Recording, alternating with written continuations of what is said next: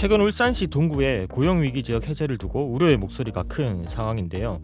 그동안 고용위기 지역으로 지정되면서 4대 보험료 납부 유예와 고용유지지원금 확대 등 각종 혜택을 받아왔지만 올해부터는 모든 혜택이 중단되게 됩니다.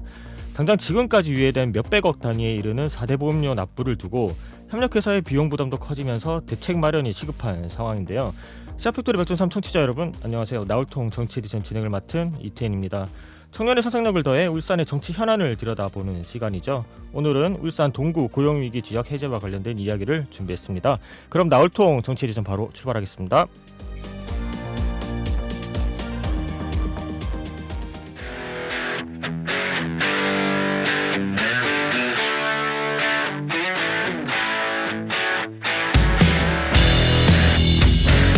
울산 지역 현실 정치에 청년의 상상력을 더합니다. 나울통 정치 에디션.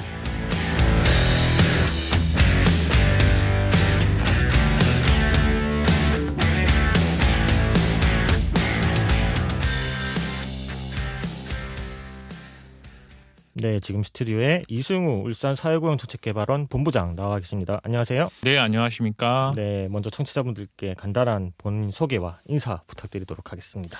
네, 안녕하세요. 저는 사회고용정책개발원의 정책개발본부장을 맡고 있는 이승우라고 하고요. 네. 울산대학교 경제학과에서 강사로도 활동을 하고 있습니다. 네. 그동안 이제 나울통의 제일 초기 모델에 함께 해주셨던 걸 기억하고 있는데 해가 많이 지나면서 다시 이렇게 뵙게 되어 영광입니다. 네, 이제 본업으로 이제 뛰어들어서 지역의 고용 정책이랑 고용 관련된 사업 기획, 연구 개발을 하기 위해서 저희가 이제 여러 지역에 있는 고용 이해 관계자 분들하고 그다음에 교수님들, 전문가분들이랑 모여갖고 의기투합을 해서 법인을 하나 런칭을 했습니다. 네. 그래서 지역의 고용 정책들을 조금 선진화시켜보자라는 취지로 열심히 본업에 뛰어들면서 일을 하고 있습니다. 네. 네, 영리법인이 아니라 비영리법인, 사단법인인 거죠. 네, 비영리 연구 법인이자 그 사업 운영하는 법인이고요. 고용부에서 정식 인가를 받았습니다. 그래서 고용부 정책을 메인으로 운영하고 그다음에 지역에 있는 고용 정책들을 개발하기 위한 연구법인 또는 이제 그 정책 개발법인이라고 생각해 주시면 될 것 같습니다. 네, 알겠습니다. 이제 본격적으로 나울통 정치 에디션 들어가 보도록 하겠습니다. 오늘은 이제 울산 동구 고용위기 지역 해제와 관련된 이야기를 나눠보고자 하는데요. 고용부는 지난해 12월 개최된 제5차 고용정책심의위원회에서 경남 거제시만 1년간 고용위기 지역으로 지정되면서 올해죠. 네, 울산 동구는 고용위기 지역에서 최종적으로 탈락했습니다. 울산 지역 민, 관, 정치권에서도 이제 지속적으로 동구의 고용위기 지역 연장을 요청했으나 지난해 12월 말 어쨌든 고용위기 지역에서 해제가 됐는데 이에 따른 대처가 시급하다는 목소리가 계속 나오고 있는데요. 먼저 고용위기 지역에서 해제됐을 때 직면하게 될 가장 큰 문제가 뭔지 청취자분들이 많이 궁금해하실 것 같은데 설명 한번 부탁드릴게요. 우선 이제 고용위기 지역이라고 해서 지정된 게 거제랑 울산만 비교해서는 안 될 것 같고요. 네. 원래 이제 조선업 고용위기 지역으로 지정됐던 지역이 전북 군산, 네. 그다음에 전남 목포 영암, 그다음에 경남 거제와 네. 이제 창원 같이 이제 경남이 들어가고요. 네. 그다음에 울산 동구 네. 이렇게 이제 그 조선업 고용위기 지역 지정으로 이제 선정이 돼서 조선업이 한창 어려웠을 때 이제 16년도에 이제 어려움이 직면을 하고 17년도에 큰 산업에 타격을 입으면서 그때 이제 지역의 산업이랑 고용을 조금 대응을 하고자 고용위기 지역이라는 정책을 만들고 산업위기 지역이라는 또 정책을 또 산업부에서 만들어서 지원을 해주셨었는데요. 네. 이 부분 같은 경우에는 경남 거제시 같은 경우에는 그 대우조선이 있지 않습니까? 그렇죠. 대우조선 같은 경우에는 고용위기 지역 지정 이전부터 사실 이제 굉장히 경영난이 악화가 됐었고 그다음에 그 지역에 그 조선 관련된 산업 위에 크게 이제 이렇다 할 산업이 없기 때문에 경남 거제만 특별히 유예해서 고용위기 지역을 연장을 해주신 거고요. 네. 사실 지금 이제 고용위기 지역이 종료가 되고 난 다음에 각 지역의 이제 고용위기 사업 종료 이후에 조선업 도약 정책이라고 해갖고 조선 도약 사업이라는 사업으로 지원 금액에 준하는 지원 정책을 조금 지원을 하고 있고요. 네네. 고용위기 지역이었을 때 지원됐던 내용들은 사실 이제 퇴직자 중심으로 초점이 좀 맞춰져 있었습니다. 네. 이제 위기라고 해서 대규모 실직자가 발생했을 때 이분들을 이제 고용 서비스를 제공해서 타 산업 또는 이제 일자리 경제 자신의 이제 생활 경제를 조금 연속될 수 있도록 지원을 해주는 정책들이 주를 이뤘었는데요. 네. 저희가 2020년부터 사실 이제 조선업은 이제 더 이상 위기가 아닙니다. 새롭게 재개편이 돼서 다시 이제 정말 도약처럼 다시 조선업이 살아나고 있는 단계에 있는데요. 이때의 그 위기였을 때는 퇴직자, 대량 실직자가 많았던 정책에 초점을 맞췄다고 하면 지금 현 시점에서는 사실 조선업을 다시 그 도약시키기 위해서 많은 기술 인력들을 유입을 시키고 그다음에 산업을 조금 지원하는 정책들로 변경을 하기 위해서 이제 고용위기 지역이 종료가 되고 이제 새로 이제 도약으로 산업을 지원하는 정책으로 조금 지원이 되고 있다라고 생각을 해주시면 될 것 같고요. 네. 위기 지역이었을 때 가장 크게 이제 지원받았던 거는 이제 사내협력사라고 해서 사내외 협력사라고 해서 조선업을 지원해주는 이제 그 벤더들이 있습니다. 그렇죠. 하청 구조로 되어 있으니까요. 여기에 이제 대규모 실직자들이나 이를 발생했을 때 퇴직금이라든지 4대 보험을 납부하지 못해서 문제됐던 게 사실 그 규모 액수가 제일 큰데 네. 그것을 납부를 유예시켜준 뭐 정책이 제일 컸던 걸로 다들 인지는 하고 계실 건데요. 맞죠. 이런 부분들이 이제 종료가 되면서 분할 납부를 해야 되는 굉장히 큰 리스크가 조금 있긴 합니다. 네. 그럼 말씀해 주셨던 그 도약 정책 같은 경우에는 마찬가지로 이제 고용부에서 시행이 되는 그런 정책인가요, 그러면? 네, 고용부에서 시행이 되고 있고요. 말씀드렸던 것처럼 이제 경남 거제만 이제 위기 산업으로 지정이 됐기 때문에 경남 거제는 제외하고 네. 아까 말씀 군산, 그다음에 이제 전남, 목포, 영암. 네, 목포, 영암, 그다음에 울산. 그렇게 이제 그다음에 이제 하나가 더 조금 도약이다 보니까 기자재까지 포함을 해서 기자재라고 하면은 이제 뭐 배를 만드는 건 아니라 배에 들어가는 장비들을 납품하거나 만드는 기자재 업체라고 하거든요. 조선업 기자재. 그건 이제 부산이 조금 메인이라서 부산까지 포함해서 이렇게 이제 도약 사업을 지원을 해주고 있습니다. 전체 이제 1년의 사업비는 한 70억 정도가 사업을 지원하기 위해서 이제 그 각 5개 지역에 지원이 될 것 같고요. 네. 그렇게 지원이 되고 있습니다. 네. 네, 그렇군요. 동구가 어쨌든 고용위기 지역에서 해제되면서 올해부터 유예된 협력사들의 4대 보험료 납부가 시작이 되잖아요.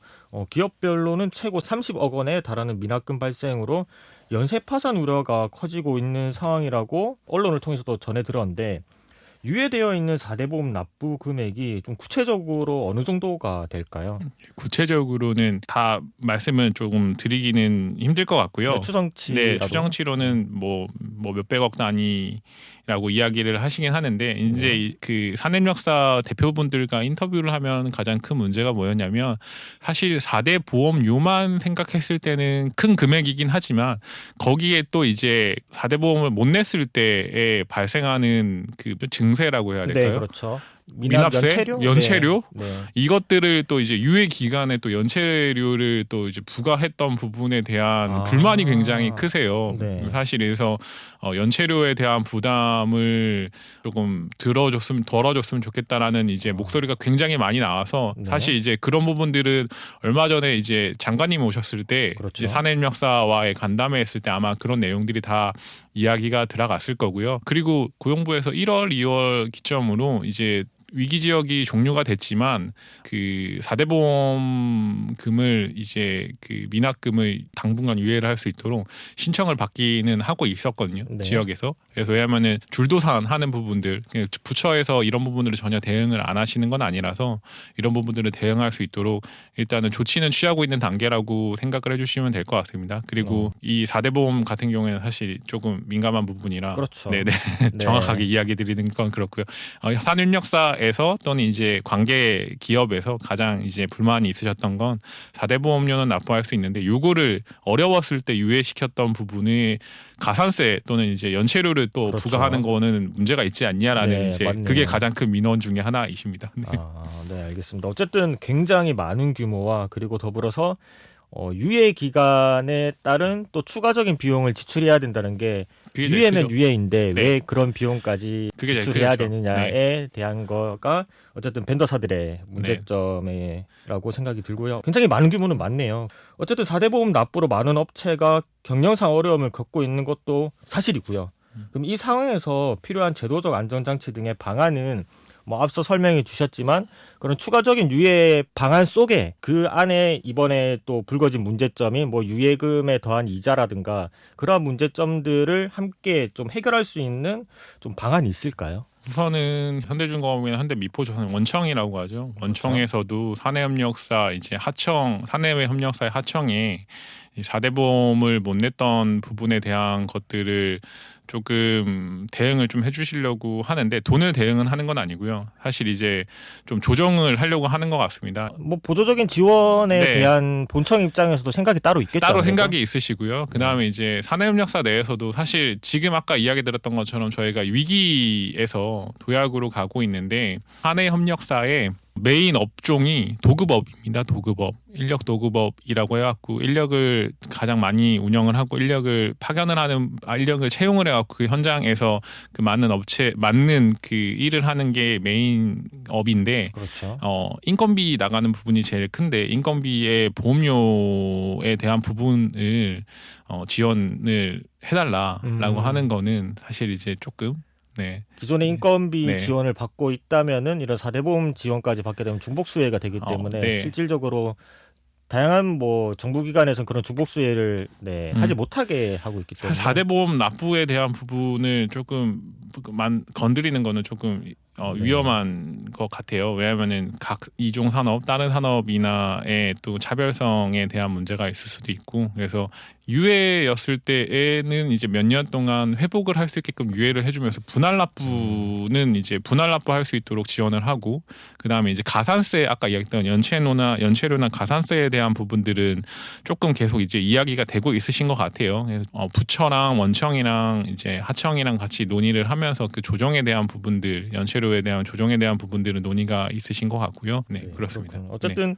동구가 고용위기 지역 재지정에 실패하면서 뭐 앞서 말씀해 주셨던 여러 가지 혜택을 못 받는 것은 물론 각종 문제도 야기하고 있는 상황이긴 하잖아요. 그렇다면은 그러한 정책이 끝나고 말씀해 주셨던 도약 산업과 더불어서 현재 고용부의 지역 고용과 관련된 정책을 좀 어떤 게 활용되고 있는지 뭐 예를 들어서 지역 맞춤형 산업 일자리라든지 여러 가지 그리고 도약 산업 같은 것도 다시 한번 구체적으로 설명해 주시면 좋을 것 같아요. 예, 우선은 사실 이제 작년에 그 위기 지역이 지정이 5년 차가 사실 종료가 된 거예요. 저희가 이제 지원을 고용부에서 5년까지라고 지원을 했기 때문에 종료가 된 거였었는데 현 정부나 고용부에서 가장 이야기하는 게 조선업의 임금 격차, 이중 구조에 대한 해소 방향을 조금 논의를 해보자라는 부분으로 그 조선업 격차 해소랑 그 다음에 구조 개선에 대한 부분들에 대한 정책에 있는 로드맵들을 쭉 발표를 하고 계세요. 가장 사실 조선업 중에 사실 인력난이 부족한 거는 사실 이런 이중 구조에 대한 문제가 있기 때문에 임금의 이중 구조거든요. 그리고